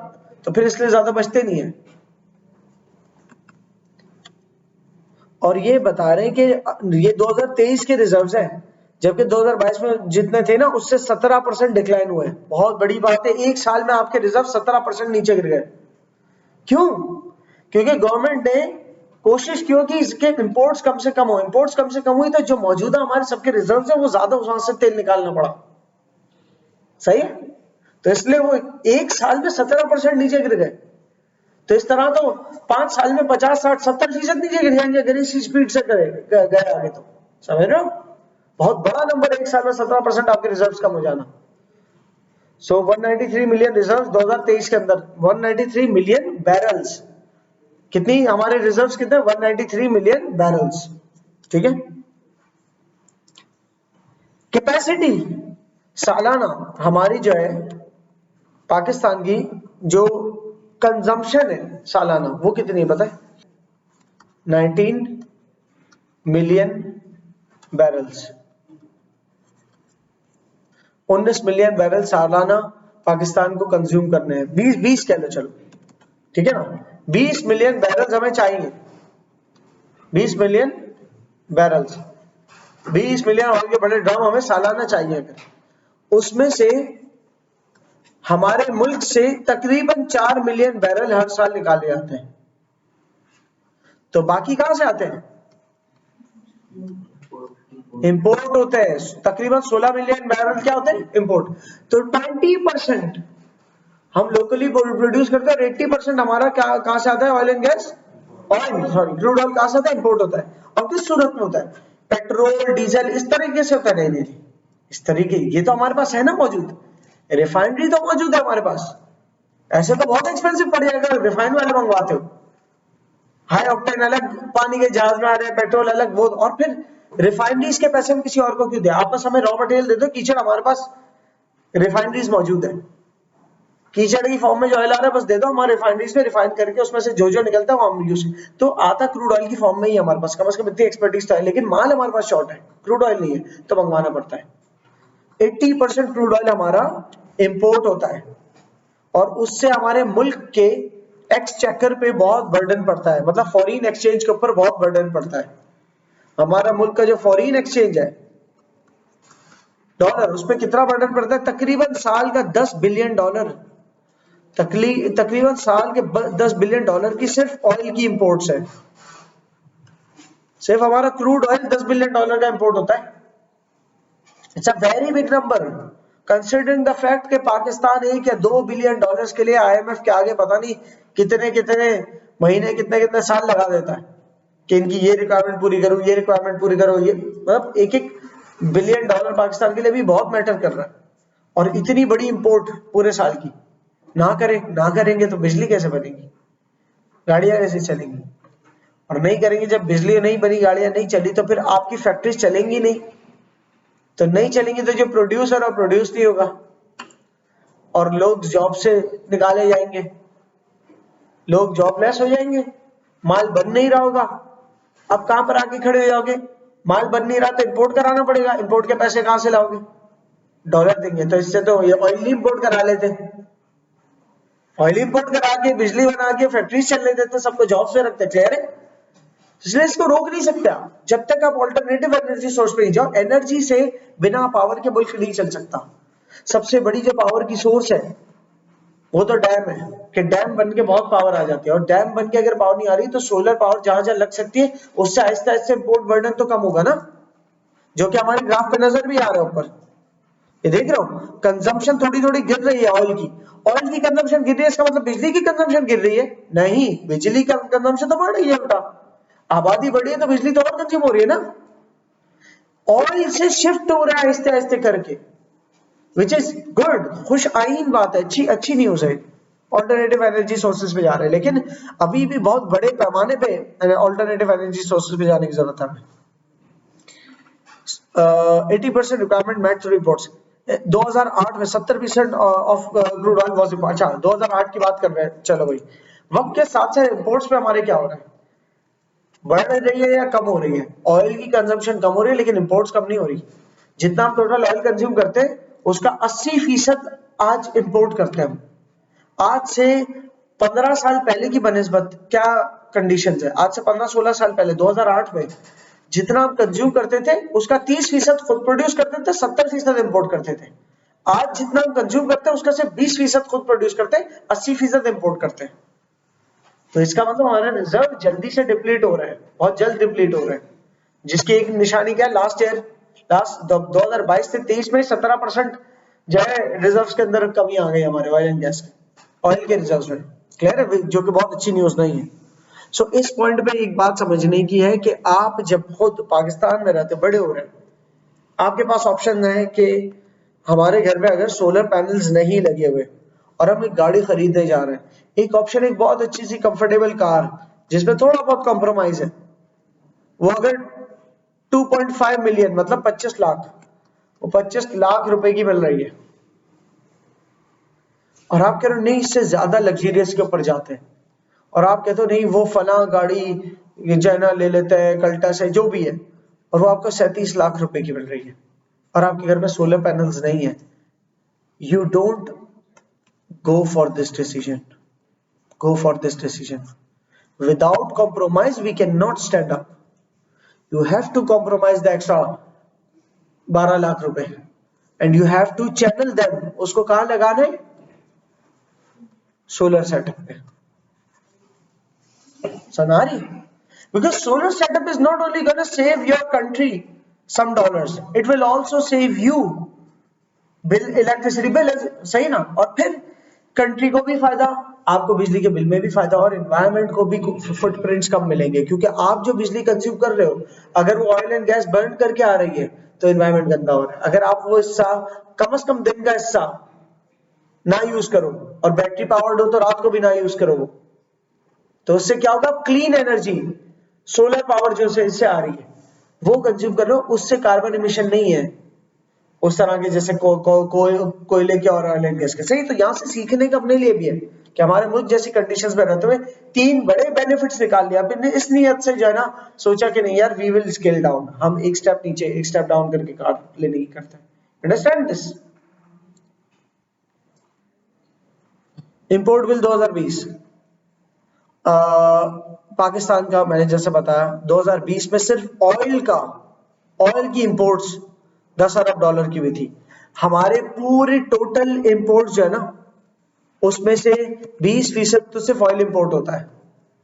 हमारी टोटल इंपोर्ट जो है पाकिस्तान की उसमें से 22% क्या इंपोर्ट हो रहा है? ऑयल। बाकी इंपोर्ट्स में बहुत सारा फार्मास्यूटिकल की दवाइयां होंगी, बहुत सारे इक्विपमेंट होंगे, सर्जरी के इक्विपमेंट्स हो सकते हैं, कोई किताबें हो सकती है, सही ना, बहुत कुछ इंपोर्ट कर रहा उसमें से, लेकिन 20-22% तो सिर्फ ऑयल इंपोर्ट कर रहा। बाकी गाड़ियां जो इंपोर्ट हो रही है, हैवी मशीनरी इंपोर्ट हो रही है, या कोई लकड़ी इंपोर्ट हो रही है, कोई खास किस्म का कोयला इंपोर्ट हो रही है, जो भी सब इंपोर्ट हो रहा है ना वो बाकी 78% है। बहुत बड़ी बात है, सिर्फ एक प्रोडक्ट आपके मुल्क का 22% इंपोर्ट हो रही है, पर इस एक प्रोडक्ट के ऊपर मुल्क की बहुत सारी फैक्ट्रीज डिपेंडेंट है, मुल्क की पूरा ट्रांसपोर्टेशन सिस्टम डिपेंडेंट है, और वो फैक्ट्रीज बहुत सारी प्रोडक्ट्स वैसे ही बना लेती है। तो इस एक प्रोडक्ट को हल्का मत लेना, ये बहुत इंपॉर्टेंट प्रोडक्ट है क्योंकि इससे ही पूरा मुल्क चल रहा है आपका एक तरह से।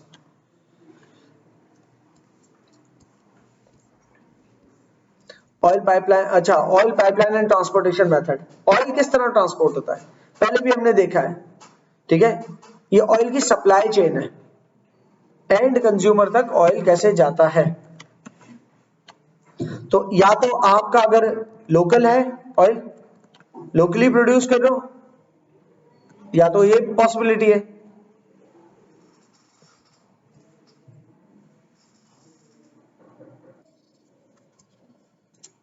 एक पॉसिबिलिटी क्या है कि या तो आप इंपोर्ट कर रहे हो, ठीक है?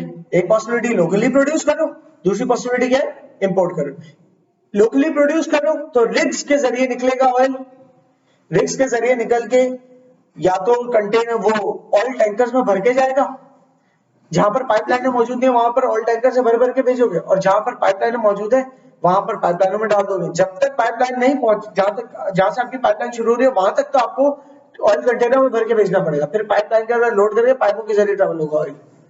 गैस तो ट्रेवल अपने नेचुरल प्रेशर से होती है, ऑयल पाइपों में कैसे ट्रेवल होगा? ऑयल को एक्स्ट्रा मोटर लगाएंगे, जो मोटर आगे भिजाएगी वो मतलब चलाएगी ना, मोटर चला देंगे जिसके प्रेशर से, जिस तरह हमारे पानी मोटर के जरिए एक तरफ से दूसरी तरफ जाता है, कोई मोटर चलाता है तो ऑयल को भी वो प्रेशर से आगे भेजने के लिए मोटर्स लगा देंगे, ठीक है। तो ऑयल पाइपलाइनों के जरिए भी आगे बढ़ सकता है, लेकिन पाइपलाइनों से पहले कहां से आ रहे हैं? या तो वो रिग्स से आ रहे हैं। रिग्स क्या होती है? जो जमीन से ऑयल को निकालती है, वो इस तरह के स्ट्रक्चर्स होते हैं जो, ठीक है ना, ऊपर नीचे होते हैं, पंप करते हैं ऑयल को, और जो है ना ऑयल निकल के ट्रांसपोर्ट हो रहा है रिग्स के जरिए आपके मुल्क के अंदर, या फिर शिप्स के जरिए इंपोर्ट होके आ रहा है। दोनों सूरतों में ऑयल उन पाइपलाइनों में डाल दोगे जहां से फिर ऐसी स्टोरेज पे फैसिलिटीज पे चला जाता है जहां बड़ी बड़ी टैंक्स होते हैं। अब जाहिर है आप हर छोटे कंटेनर को, जो टैंकर होता है, हर छोटे टैंकर को ले जाके 1000 टैंकर अपनी स्टोरेज फैसिलिटी तक लेके आओ, ये इतने एफिशिएंट चीज नहीं है। इससे ज्यादा एफिशिएंट क्या है कि कोई ऐसी जगह जो शिप यार्ड्स के करीब हो, या फिर आपकी जहां से ऑयल निकल रहा है वहां से करीब हो, वहां पर पाइपलाइन हो, उन पाइपलाइनों के अंदर ऑयल डाल दिया जाए, प्रेशर के जरिए उन जगहों तक पहुंचाया जाए, उन स्टोरेज फैसिलिटीज तक पहुंचाया जाए जहां पर ऑयल सारा स्टोर हो रहा है। ये स्टोरेज फैसिलिटीज या तो रिफाइनरीज की खुद हो सकती है या रिफाइनरीज से दूर है, तो पहले तो यहाँ क्रूड ऑयल स्टोर हुआ, फिर उसके बाद टैंकर में दोबारा भर के रिफाइनरीज में गया। यार ये थोड़ा इनएफिशिएंट है, इतनी दफा टैंकर में फिल लोड कर रहे हो फिर ऑफलोड कर रहे हो, ये इतना एफिशिएंट नहीं है। यकीनन रिफाइनरीज की स्टोरेज पे ही पहुंचा देना ज्यादा एफिशिएंट है डायरेक्टली। तो क्रूड ऑयल का निकलना चाहे जमीन से या दूसरा शिप्स के जरिए आया, पानी के जहाज के जरिए आया, और वो टैंकर्स में लोड होके पाइपलाइंस के जरिए डायरेक्टली रिफाइनरीज के स्टोरेज टैंक्स तक पहुंच गया, या पाइपलाइनों ने नहीं पहुंचाया क्योंकि पाइपलाइनें उस तरफ अवेलेबल नहीं थी, तो पूरे टैंकर्स पहुंच गए रिफाइनरीज के स्टोरेज टैंक्स के अंदर, उन्होंने अपने आप को ऑफलोड कर दिया, सारा ऑयल निकाल दिया टैंकरों ने अपना। टैंकर जब मैं बोलूं तो मतलब पहियों वाले कंटेनर वाले जो टैंकर होते हैं। फिर वो रिफाइनरीज का जो स्टोरेज है, ये समझे रिफाइनरीज का स्टोरेज है, वहां से रिफाइनरीज अपने डिस्टिलेशन टावर्स, जो लंबे लंबे टावर्स होते हैं, उसके अंदर ऑयल डाल के उसको रिफाइन करेंगी, अलग अलग लेवल्स के अंदर तोड़ेंगी, और डीजल को डीजल की कैटेगरी में डालेंगी, पेट्रोल को पेट्रोल की, इसी तरह से अलग अलग कैटेगरीज का जो भी पेट्रोलियम प्रोडक्ट्स है उनको अलग अलग करके फिर उनको सप्लाई करना शुरू करेंगी। अब सप्लाई कैसे करेंगी? दोबारा पाइपलाइनों के जरिए सप्लाई करेंगी, लेकिन पाइपलाइनों से भी एक हद तक ही सप्लाई कर सकते हैं, पाइपलाइनों के बाद जाती हुई टैंकर में ही है। फिर वो टैंकर कहां लेके जाते हैं? वो टैंकर फिर एक और स्टोरेज में लेके जाते हैं, फिर उस स्टोरेज से दूसरे टैंकर भरते हैं, फिर वो टैंकर जाके पेट्रोल पंप लेके आते हैं, सही ना। तो आप इसमें से एक दो स्टेप स्किप कर दो, चलो ये स्टोरेज हटा दो।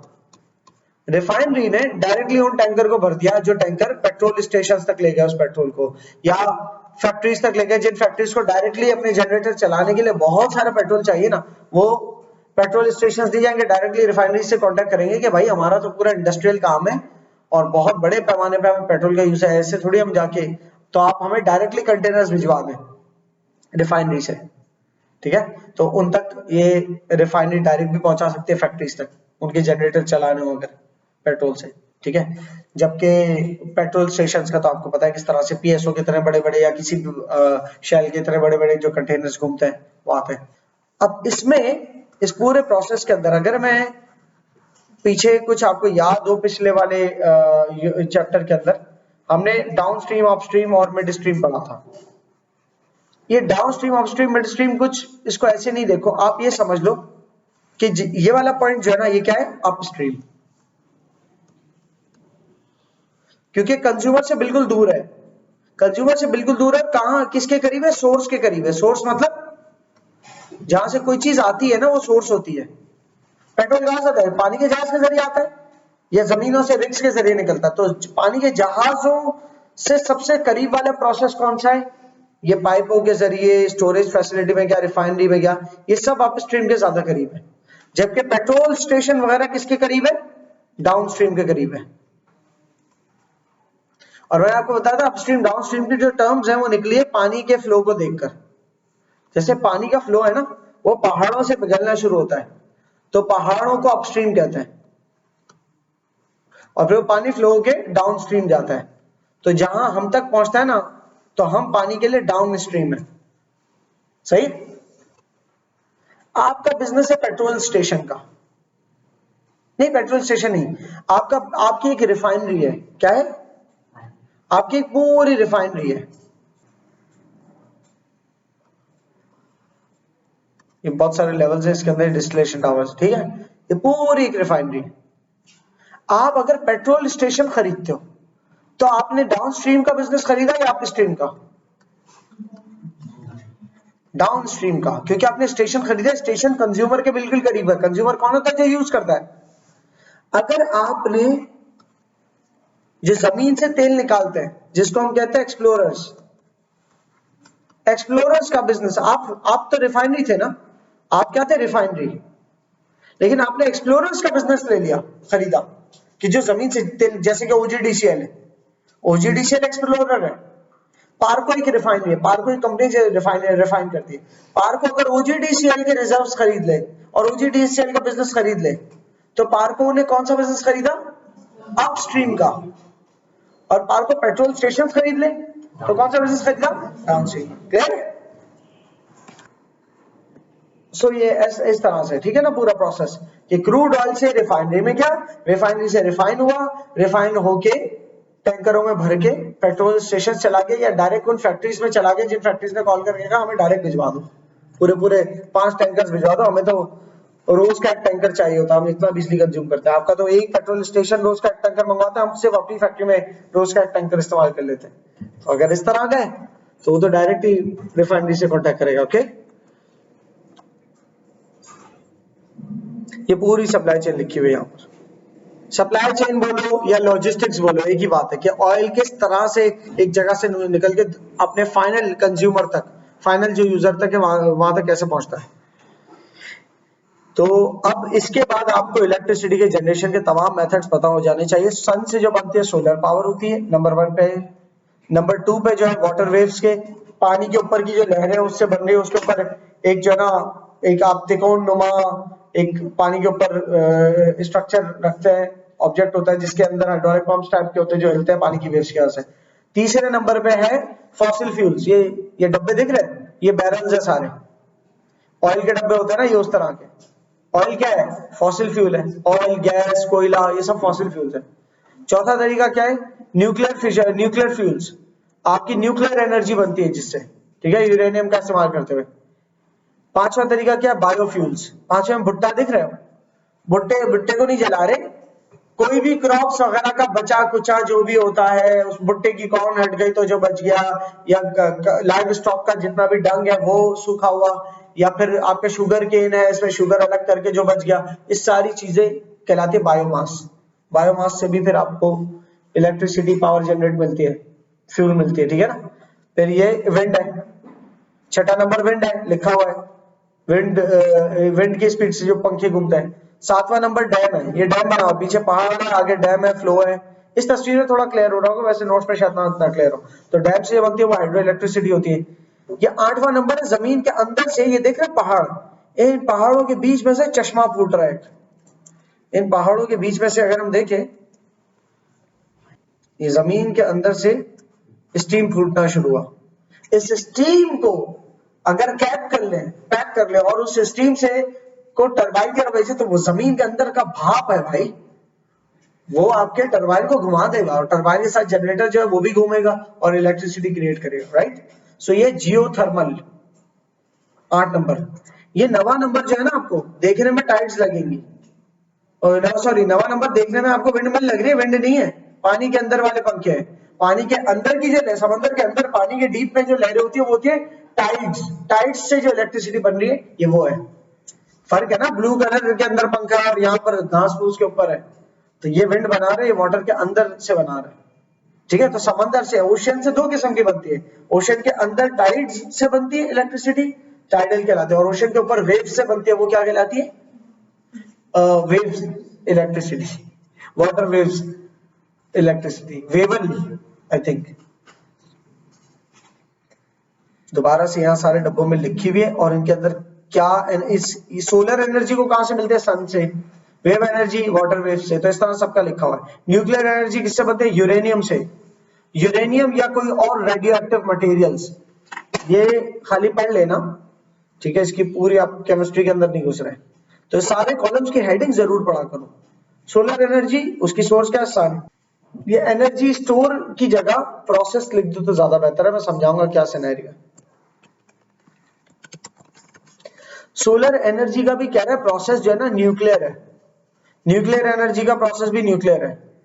यार अब ये कॉन्सेप्ट केमिस्ट्री में पढ़ोगे न्यूक्लियर फ्यूजन का, सूरज के अंदर न्यूक्लियर फ्यूजन हो रहे होते हैं जिससे वो इतना बर्न होता है कि इतनी हीट पहुंचाता है। तो असल सोलर इलेक्ट्रिसिटी हम तो खाली कैप्चर कर रहे हैं ना सोलर पैनल से, वो हीट को कैप्चर कर रहे हैं। बन कहां पर रही है? सूरज में बन रही है, और सूरज में जो रिएक्शन हो रहा है कौन सा? Nuclear fusion.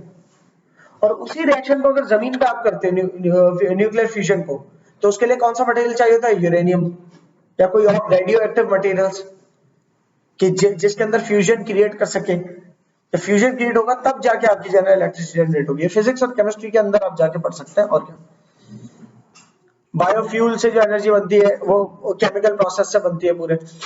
काइनेटिक लिखा है ना जहां, काइनेटिक का मतलब मोशन, काइनेटिक का मतलब मूवमेंट। क्या, जितनी भी काइनेटिक एनर्जी बनती है वो किससे बनती है? मूवमेंट से। हवा की मूवमेंट से पंखा घुमा, काइनेटिक एनर्जी। डैम में पानी गुजरा, टरबाइन मूव हुआ, काइनेटिक एनर्जी। समंदर की वेव्स से जो आपका जो समंदर के ऊपर जो ऑब्जेक्ट रखा है जिसके अंदर नीचे पंप्स है वो ऊपर नीचे हो रहे हैं, क्या बना रहे हैं? काइनेटिक। क्यों? Energy through the motion, movement के जरिए एनर्जी है, ठीक है, ये काइनेटिक एनर्जी होती है। फिर सबके साथ लिखा है कौन सी रिन्यूएबल कौन सी नॉन रिन्यूएबल है। अब जैसे थर्मल है, थर्मल नॉन रिन्यूएबल है क्योंकि थर्मल एनर्जी किससे बनती है? कोयले से, ऑयल से, गैस से, ठीक है, वो नॉन रिन्यूएबल है। अच्छा, अब यहां पर एक ऐसे के अंदाज में आपको आंसर लिख के दिया है और ये हम साथ पढ़ेंगे।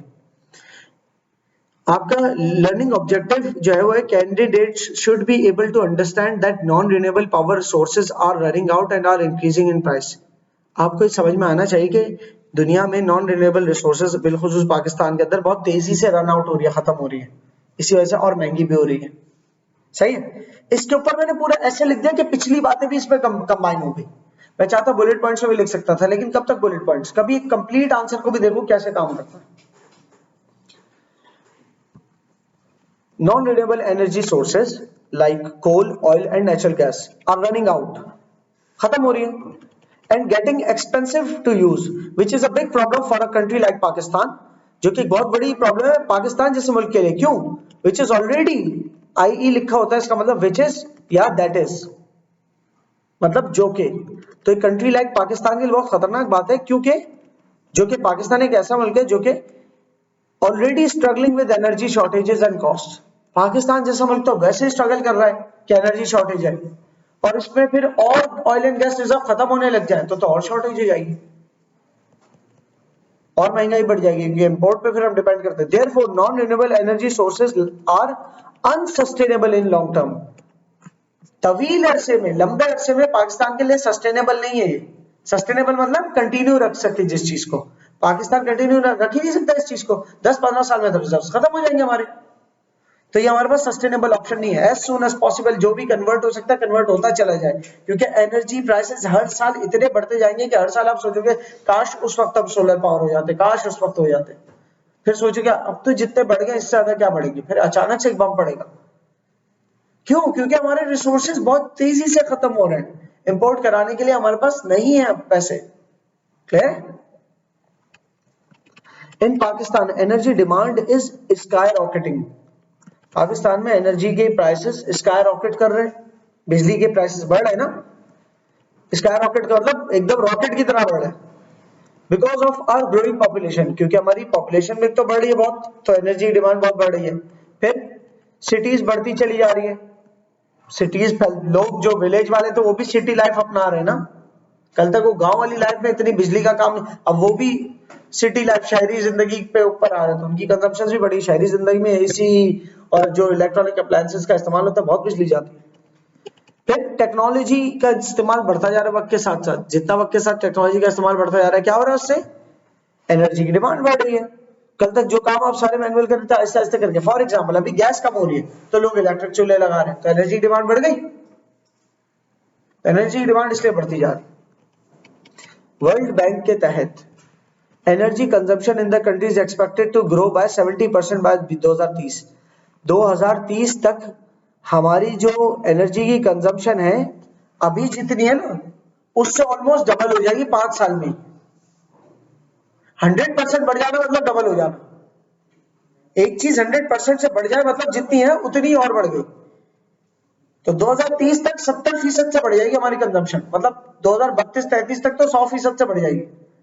तो जितनी अभी हम इस्तेमाल कर रहे हैं जितनी एनर्जी उसकी डबल इस्तेमाल करेंगे आने वाले 7-8 साल में।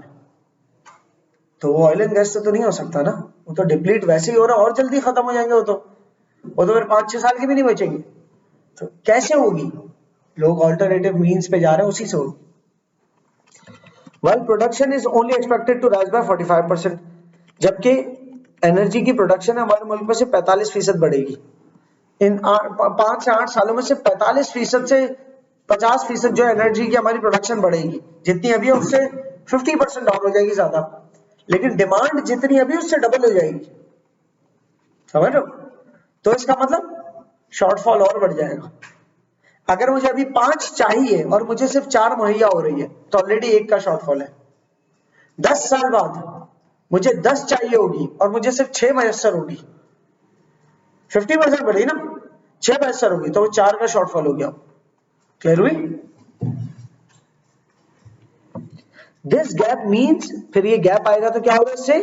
मोर load shedding, longer power cuts, और इसके अलावा टफर टाइम फॉर इंडस्ट्रीज, और इंडस्ट्रीज को भी बहुत टफ टाइम मिलेगा। फिर बिजली नहीं आ रही, क्या प्रोडक्शन करें? स्कूल्स बेचारे, हॉस्पिटल्स, फार्म्स, इन सब के अंदर डिस्टर्बेंसेस क्रिएट हो जाएगी बिजली की शॉर्टफॉल से। Currently some of the urban areas of Pakistan, urban area मतलब शहरी, अभी कुछ पाकिस्तान के शहरी इलाके जो हैं वो ऑलरेडी एक्सपीरियंस कर रहे हैं कितनी, up to 10 hours of load shedding, तकरीबन 10-10 घंटे लाइट नहीं होती वहां पर। और रूरल एरियाज जो देहात है उनका तो और मसला खराब है। तो शहर की बात कर रहे हैं जहां पर बिजली, शहर में तो सारी प्रोडक्शन हो रही होती है, ज्यादातर आबादी शहर में आपकी आबाद होती है, वहां पर अगर 10-10 घंटे की लोड शेडिंग है तो सोचो जो देहात वाले इलाके वहां तक तो बेचारा कुछ पहुंचता भी नहीं होगा खास। One of the reasons for this energy crisis is our heavy dependence on imported fossil fuels.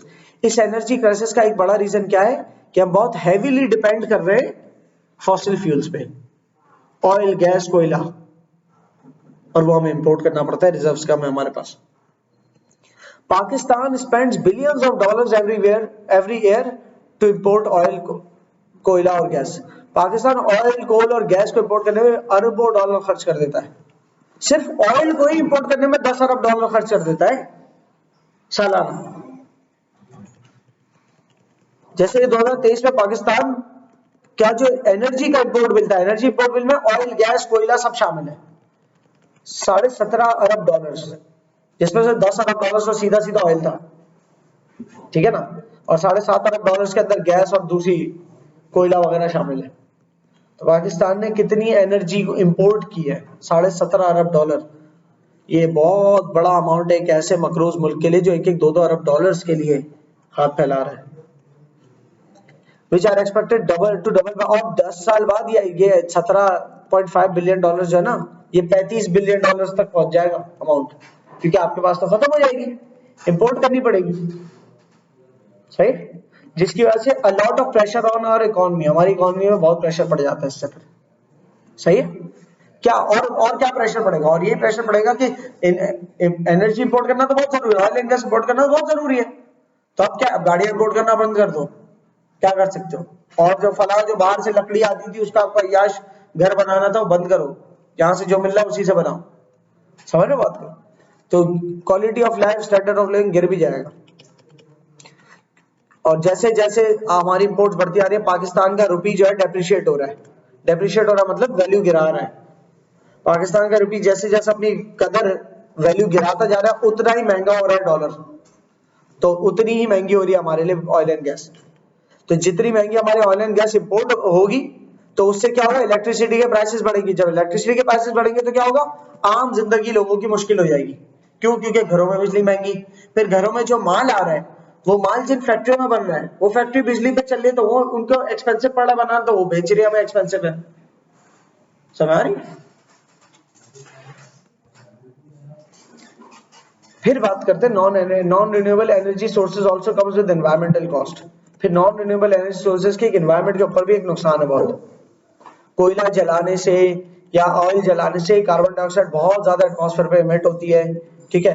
तो जब एटमॉस्फेयर इतना गर्म होता है तो फिर उससे नेशनल डिजास्टर्स भी आते हैं, क्योंकि ग्लोबल वार्मिंग बढ़ गई। ग्लोबल वार्मिंग बढ़ गई तो फिर क्या हुआ, आपके बर्फ जो है ज्यादा पिघलना शुरू हो गई, बर्फ ज्यादा पिघलना शुरू हो गई तो सैलाब आने लग गए। सही है, पूरे पूरे जंगल में आग लगना शुरू हो गई हीट बढ़ने से।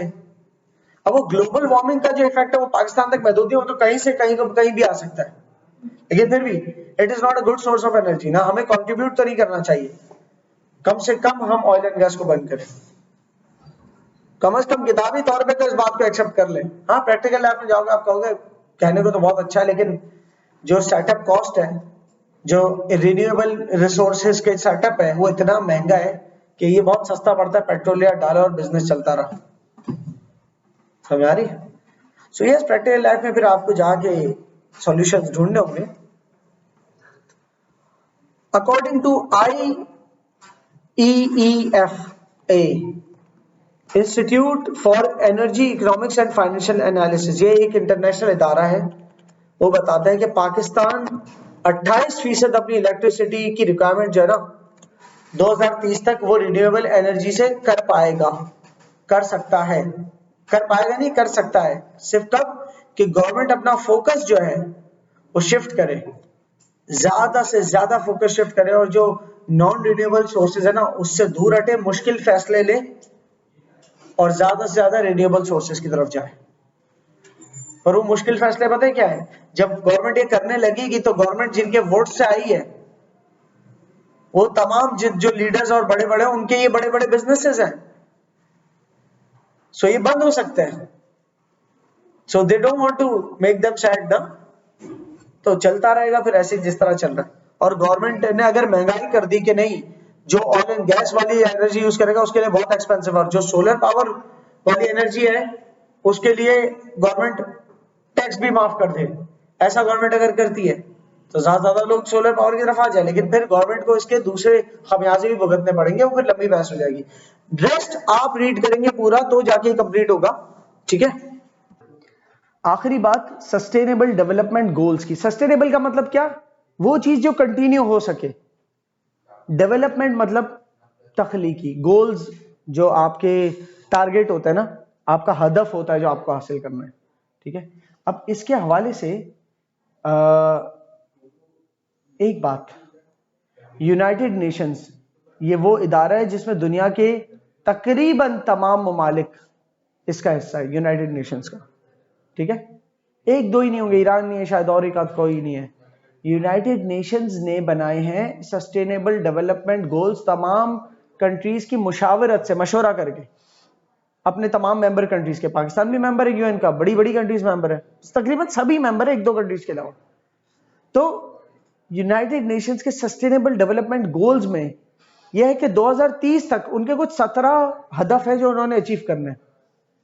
सही, वो 17 हदफ अगर मैं आपको दिखाऊं तो क्या है, गुर्बत खत्म हो जाए, हंगर जीरो हो जाए, भूखा ना सोए कोई पूरी दुनिया में, गुड हेल्थ हो जाए, हेल्थ अच्छी हो जाए 2030 तक, एजुकेशन सबको क्वालिटी मयसर हो, जेंडर इक्वालिटी हो, वो मौके जो मर्दों को फराहम है वही प्रॉपर मौके खवातीन को भी फराहम हो, clean water and sanitation, sanitation सफाई सुथराई हो, सही ना, डिजीज फ्री इन्वायरमेंट्स हो, सबको क्लीन वाटर पहुंचे, डिजीज ना हो इससे।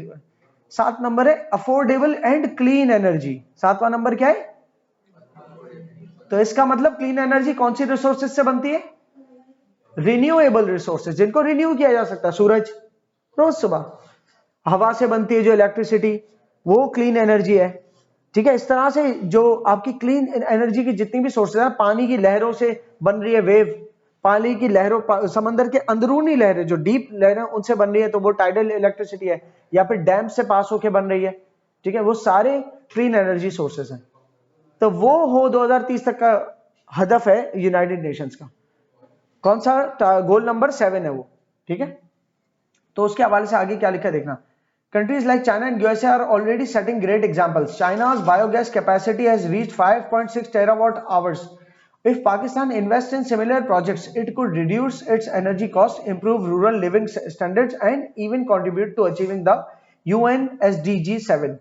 अगर पाकिस्तान भी रिन्यूएबल सोर्सेज की तरफ जाता है, ना कि ऑयल एंड गैस बर्न करे, पाकिस्तान की ज्यादातर जो बिजली कहां से आ रही है, ऑयल और गैस को बर्न करके आ रही है, पाकिस्तान उससे मूव आउट होके रिन्यूएबल एनर्जी सोर्सेज की तरफ जाता है, तो फिर पाकिस्तान का आप कह सकते हैं कि वो सस्टेनेबल डेवलपमेंट गोल नंबर 7 जो कि मार्क किया हुआ है उसको भी अचीव करेगा, ठीक है।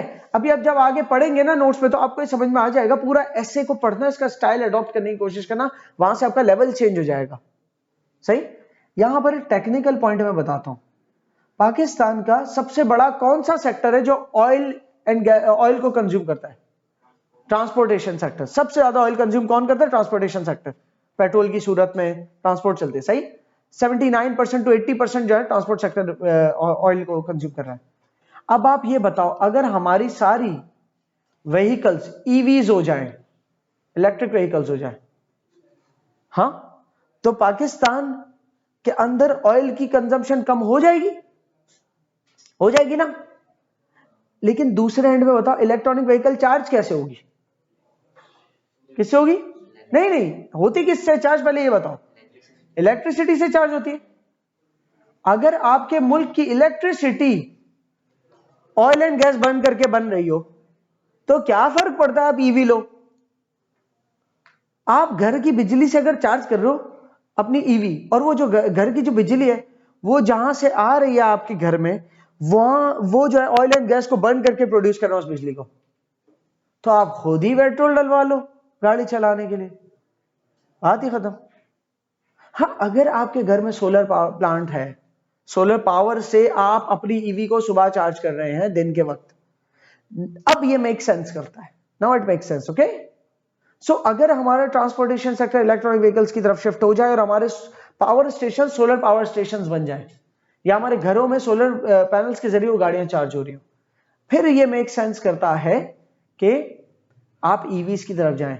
और वो दौर दूर नहीं है कि सोलर पैनल्स का सेटअप लगाओ पूरा और उससे इलेक्ट्रॉनिक व्हीकल चार्ज हो रही है, और इलेक्ट्रॉनिक व्हीकल की बैटरीज में इतनी कैपेसिटी हो कि उसमें अगर घर का इनपुट दे तो घर भी चल जाए, तो दिन के वक्त वो गाड़ी चार्ज हो गई, उसकी बैटरीज की कैपेसिटी भी इतनी कि अच्छे से चार्ज हो गई, और वो गाड़ी अगर नहीं चल रही तो घर का तार उसमें डालो और घर चल रहा है उससे। सी, दिस कैन हैपन। क्योंकि अभी जो बैटरीज डल रही हैं गाड़ियों में वो है लिथियम आयन बैटरीज, ठीक है ना। लिथियम आयन बैटरीज जो है, एल आयन है एक्चुअली, लिथियम आयन। ये लिथियम आयन बैटरीज जो है ना, वो कम जगह घेरते हुए ज्यादा एनर्जी को रिजर्व कर लेती है, ज्यादा एनर्जी को स्टोर कर लेती है, ठीक है। कौन से मिनरल से बनती है लिथियम आयन बैटरी? लिथियम एक मिनरल है, जमीन के अंदर से अखज किया जाता है, पहाड़ों से काटा जाता है, यूं समझो। तो लिथियम आयन बैटरी जो बन रही है उसमें कम जगह घेरते हुए ज्यादा एनर्जी को स्टोर करने की क्योंकि कैपेसिटी है। इसी वजह से हमारे स्मार्टफोन्स जो है वो इतने स्मार्ट हो पाए कि इतनी सी बैटरी में उसमें इतनी जान होती है कि इतने बड़े डिस्प्ले को, कलर डिस्प्ले को चला सके, वॉइस दे सके, वीडियो चला सके, इंटरनेट चलाने के साथ साथ हॉटस्पॉट के अगले का भी इंटरनेट चल जाए, ब्लूटूथ चल रहा हो, इतनी सारी सर्विसेज। अगर हमारी नॉर्मल नोकिया की पुरानी वाली बैटरी जैसी थी वैसी होती तो यूं पी जाती बैटरी, खत्म हो जाती। लिथियम आयन बैटरी ज्यादा स्टोर कर सकते हैं कम जगह घेरते हुए। आपने देखा कितनी स्लिम बैटरीज होती है, उसके बावजूद इतने बड़े फोन्स को और अच्छा से चला देती है। तो अब सोचो पूरे गाड़ी के लेवल पे जो लगती है लिथियम आयन बैटरीज, गाड़ी को चला देती है। लेकिन उन बैटरीज को अगर बढ़ा दो गाड़ी के अंदर, इतना कर दो कि घर की पावर चाहे घर की पावर भी लग जाए, और गाड़ी वजनी जरूर हो जाएगी उन बैटरीज से। वही कैलकुलेशन है, जाहिर है वजन बढ़ता है तो फिर गाड़ी की एफिशिएंसी थोड़ी गिरती है, लेकिन वक्त के साथ साथ इतनी एफिशिएंसी आ जाएगी, टेक्नोलॉजिकल डेवलपमेंट आ जाएगी कि कोई एक ऐसा सॉल्यूशन लेके आएगा कि हमने एक ऐसी ईवी इजाद की है या फिर ऐसी सर्विस इजाद की जो इलेक्ट्रॉनिक व्हीकल्स में हमारी बैटरीज इंस्टॉल करेंगी, तो उससे इलेक्ट्रॉनिक व्हीकल्स जो है ज्यादा लंबे फासले के लिए भी जा सकती है, और अगर आपको फासला रिक्वायर्ड ना हो बल्कि चलानी नहीं है जिस दिन ईवी, तो तार डाले घर चला ले उससे। समझ रही बात? कहां ले गए हम बात को? एनीवेज गोइंग फॉरवर्ड, ये आपको सस्टेनेबल डेवलपमेंट गोल्स एक दफा पढ़ लेना, इसका काम ये खाली रेफरेंस के लिए तस्वीर दी गई है। आप ये ऐसे पढ़ेंगे ना, बिल्कुल लग के पढ़िएगा ये ऐसे। इसमें तमाम पिछली बात को जमा करके ऐसा बयान किया गया कि आप अपने अल्फाज में अगर बयान कर पाए ना, तो आप एक बहुत अच्छी बहस का हिस्सा बन सकते हैं, बहुत अच्छे आर्ग्यूमेंट जनरेट कर सकते हैं, because now you know about energy. ठीक है, गोइंग फॉरवर्ड, हमारा थर्ड चैप्टर इसी यूनिट का है, रिन्यूएबल्स।